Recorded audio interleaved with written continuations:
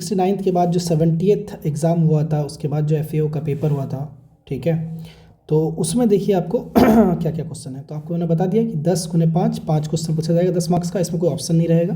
पहला question, explain the marginal rate of substitution with the help of an example. ठीक है, बहुत easy है।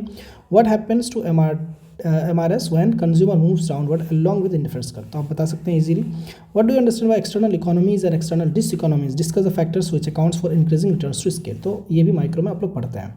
फिर आपका explain how income method is different from value added method in measurement of national income, discuss the problem of double counting in measuring national income, ये सब भी basic है। उसके बाद आपका आता है how does the balance of payment differ from balance of trade, easy है ये भी, ठीक है। बैलेंस ऑफ पेमेंट और बैलेंस ऑफ ट्रेड है ना, एक मर्चेंडाइज के लिए होता है, एक ओवरऑल होता है करंट अकाउंट का।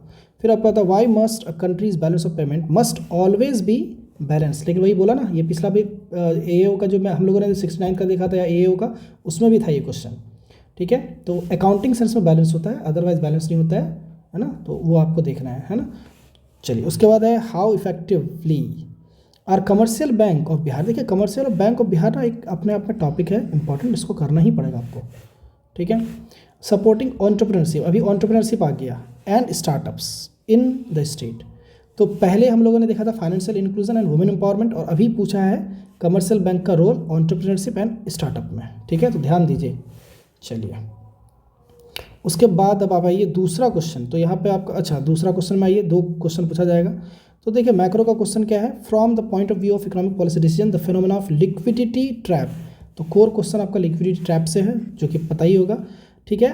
Wants us that use the power of monetary authority to reduce rate of interest and through it raises the level of investment income and employment in the economy is severely limited. Of course, जब भी liquidity trap में होते हैं तो monetary policy ineffective होता है, हम लोग पढ़ चुके हैं, उसी चीज़ को आपको एक्सप्लेन करने के लिए कह रहा है with the help of diagram. Easy है, बहुत अच्छा क्वेश्चन है, इसमें आप अच्छा खासा मार्क्स लेके आ सकते हैं। उसके बाद क्या है, मॉनेटरी इकोनॉमिक्स का एक क्वेश्चन है, डिस्कस द मीनिंग और ऑब्जेक्टिव ऑफ मॉनेटरी पॉलिसी, है ना। Explain the working and effectiveness of main instrument of monetary policy with respect to influencing the cost and availability of credit in the economy.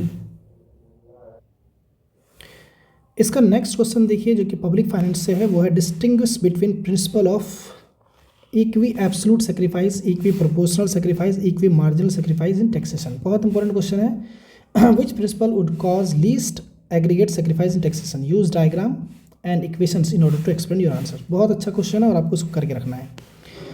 उसके बाद इसका जो दूसरा question है और में, तो देखिए यहाँ पे आपको तो एक मिल गया मॉनेटरी पॉलिसी का, और दूसरा आपको मिल गया मॉनेटरी इकोनॉमिक्स का, ठीक है, सेंट्रल बैंक वाला, और ये आपका मॉनेटरी पॉलिसी से रिलेटेड है। उसके बाद देखिए यहाँ पे तीसरा में आपका क्या है, ये आपका बता दिया मैंने कि पब्लिक फाइनेंस से है। और इसी का और में क्या है, under what condition will free international trade in commodity stands to equalize factor prices in 2 trading countries explain. तो ये आपको इंटरनेशनल ट्रेड में मिल जाएगा। अब आएंगे हम इंडियन इकोनॉमी वाले पार्ट में। तो देखिए क्या है, what do you understand by multi dimensional poverty index, how is it calculated, कैसे कैलकुलेट किया होता है, what are the advantages of MPI over income poverty measure. तो ये तो मतलब आपको विजन में भी मिल जाएगा आराम से, ठीक है। उसके बाद क्या है, what are the factors causing regional disparity in India, regional disparity के रीजंस बताइए, what steps have been taken to reduce these regional disparity. अब देखिए, ये इंडिया के साथ साथ आपको बिहार का भी करना है ना। तो जो भी इकोनॉमी वाला इंडियन इकोनॉमी वाला पार्ट है, तो वो actually Indian economy plus Bihar economy दोनों है, ध्यान रखना है ये। उसके बाद क्या है, हाउ MSME, ठीक है, आर क्लासिफाइड, अभी नया क्लासिफिकेशन का वो आया है डेफिनेशन, ठीक है। How do MSME contribute to the economy, तो इसका कंट्रीब्यूशन एम्प्लॉयमेंट में, GDP में, एक्सपोर्ट में, ऐसे करके आपको बताना है, ठीक है। What are the challenges that hinder their potential, ठीक है। उसका देखिए क्या है, what are the primary objectives of fiscal policy, fiscal policy का प्राइमरी ऑब्जेक्टिव क्या है, discuss fiscal responsibility and budgetary management act. तो इसको तो डिटेल से वैसे भी आपको करना ही होगा, और यहाँ पे पूछा है फिस्कल पॉलिसी, तो पहले भी हम लोग बता चुके हैं कि fiscal policy plus monetary policy दोनों को ढंग से करना है, इंडियन इकोनॉमी में भी और टेक्निकली भी, यानी कि मैक्रो का as a part of macro. फिर क्या करा, what are the challenges face by agriculture sector in Bihar, तो बिहार प्लस इंडिया दोनों करना है ना, सेम ही है।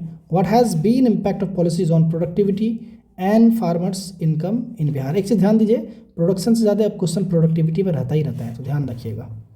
अब आइए लॉन्ग क्वेश्चन में क्या है, what do you understand bye agriculture diversification. इससे पहले जो हम लोगों ने देखा था उसमें क्या पूछा था, न्यू एग्रीकल्चर पॉलिसी, है ना। यहाँ पे पूछा है एग्रीकल्चर डाइवर्सिफिकेशन के बारे में, ठीक है। Explain the importance of agriculture diversification for sustainable and inclusive development, keyword है कि सस्टेनेबल और इंक्लूसिव डेवलपमेंट के लिए एग्रीकल्चर का डाइवर्सिफाई होना ज़रूरी है। तो ये क्वेश्चन है। दूसरा है व्हाट इज़ रिन्यूएबल एनर्जी, मैंने बोला रिन्यूएबल एनर्जी पहले भी पूछा गया था, ठीक है। For Viksit Bharat 2047 explain the role of renewable energy. अब यहाँ आपको बिहार इंडिया दोनों के कॉन्टेक्स्ट में पता करना है, तो पढ़ाई करना पड़ेगा उसको। फिर है कि right a critical note on tax reform, तो मैंने बोला था पब्लिक फाइनेंस का जो है एक क्वेश्चन आता है, तो यहाँ पर टैक्स रिफॉर्म पूछा है। फिर आपका पूछा है कि discuss the significant issues programs and policies of government related to poverty eradication and employment generation in Bihar economy. यहाँ बिहार पूछा है, आपको इंडिया भी पूछ सकता है, दोनों तरीके से आपको तैयार रहना है। स्टैंडर्ड क्वेश्चन है जो पहले हम लोगों ने किए हुए थे, 66 तक का जो मेरा वीडियो है देखा होगा आपने, उसमें से उससे थोड़ा लेवल अप किया है, ठीक है। तो देखिए आपका अभी फिर ये micro macro monetary economics international trade public finance, ठीक है। चलिए थैंक यू। 67 का भी मैं ढूंढ रहा हूँ, मैं 67 का दिया था तो मेरे पास है नहीं वैसे, तो एक बार मैं देखता हूँ, उसके बाद फिर मैं उसको भी डिस्कस कर लूँगा, ठीक है। एक चीज़ ध्यान रखिए कि 67 पे के बाद ही जो इकोनॉमिक्स का जो भी मतलब एग्ज़ाम हुआ है, 69th में आपका FAO हुआ था, 70th में भी आपका FAO हुआ था, और 71st में भी FAO होगा, और इस बीच में एक DSO आया है इकोनॉमिक्स से रिलेटेड, ठीक है। अच्छा, और एक आपका आया था AAO, that is assistant audit officer, और इससे पहले या इसी के आसपास आया था panchayat audit officer, panchayat audit officer. तो रीसेंट जो है 2020 के बाद अगर बात करें तो यही सारे एग्ज़ाम हुए हैं, ठीक है, इकोनॉमिक्स, जिसमें ऑप्शनल आपको दिखेगा। 67 क्यों लिया, 66 में भी तो था, 66 में भी था, तो 66 का तो ऑलरेडी मैं वीडियो में अपलोड कर चुका हूँ, ठीक है। 67th में जो है पहली बार आपका शॉर्ट क्वेश्चन को इंट्रोड्यूस किया गया था, यानी कि फर्स्ट क्वेश्चन ABCDE सब 10-10 मार्क्स के, तो ये पहली बार इंट्रोड्यूस किया गया था, है ना, अतुल प्रसाद थे उस टाइम पे। 68th में ऐसा कोई भी FAO वाला सीट था नहीं, तो उसका क्वेश्चन पेपर होगा नहीं। 69th हो गया, 70th 71st का तो होगा अप्रैल में, ठीक है। तो अभी एक बचा आपका 67th का पेपर, ये मुझे अपलोड करना है, और एक पंचायत ऑडिट ऑफिसर का मैं देखूंगा। बाकी मैंने AO का कर दिया, 69 का कर दिया, 70th का कर दिया, है ना। जितने क्वेश्चन इधर है ना, इधर आपके 2020 के बाद अगर आप वो भी कर लेंगे तो आपका 90% क्वेश्चन हो जाएगा, ये मैं गारंटी आपको दे रहा हूँ, है ना। 2020 के बाद, यानी कि आप ऐसा कर लिए कि 64th BPSC के बाद का इकोनॉमिक्स ऑप्शनल, है ना, 64, 65, 66, 67, ठीक है। 68 में तो कुछ था नहीं, 69th, 78th, और ये बीच में आपका AAO पंचायत ऑडिट ऑफिसर, उसके बाद आपका हो जाएगा, और क्या बचा, 70th हो गया, AO हो गया, ओके, हाँ। तो ये आपका ऑलमोस्ट क्वेश्चन आपका हो जाएगा। Thank you.